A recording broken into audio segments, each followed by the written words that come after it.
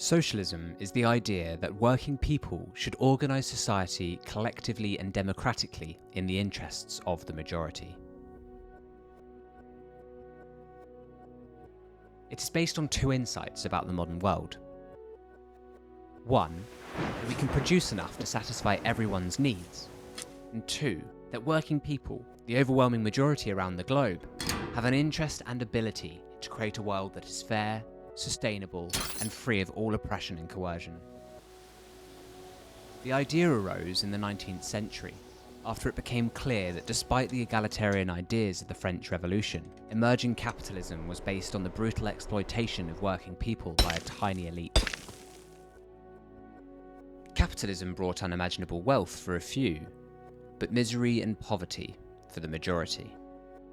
At first, socialism took the form of utopian plans imagined by visionary individuals, and as capitalism developed, working people built their own organisations, raised their own demands, and began to struggle for radical change.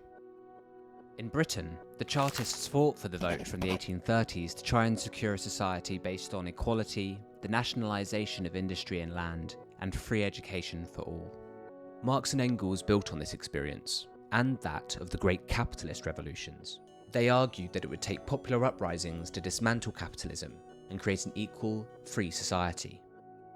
For them, a revolutionary movement was necessary not just to overcome the capitalists' resistance to change, but also to prepare people for a new society. Socialism had to be participatory. The emancipation of the working class is the act of the working class. The Paris Commune of 1871 bore this out. For over 2 months, the working people of Paris took over their city and ran it for themselves, with new, highly democratic institutions in which women played a leading role.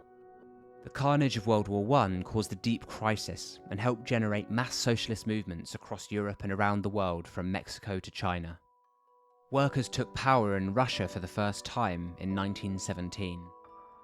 In Germany, a revolution brought down the monarchy, and workers' councils sprung up around Europe.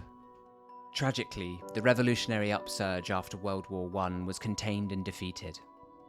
After missed opportunities in the West, fascist governments crushed working-class movements in Italy, Spain, and Germany. In Russia, Stalin destroyed the revolution, dismantled workers' democracy, and imposed a state capitalist order.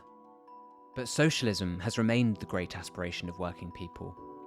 Over the last 100 years, there have been scores of workers' uprisings around the world, and left-wing governments have been elected in country after country. Many of these governments have made important changes, introducing welfare states, free education and childcare services, health provision and so on, making life more bearable for working people. But nowhere have they been able to deal with the central issue that capitalist production is run for profit by a handful of big corporations, with all the inequality, suffering and environmental chaos that involves. Socialism means turning the world upside down.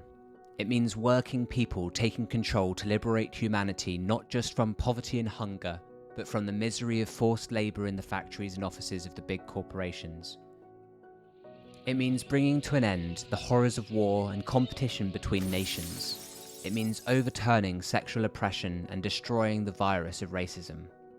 It means unleashing the creativity of ordinary people to solve the world's problems and build a sustainable society in which we can all express ourselves and flourish. It means turning into reality Marx's famous phrase that the liberation of one is dependent on the liberation of all. It will only be achieved by the active mobilization of millions. Please consider supporting us on Patreon, where our community will make it possible for us to collaborate with different grassroots organisations, unions, campaigns and individuals, as well as producing original content to help ensure we are able to collectively address the global problems we face as a species and as a planet. It's up to us now.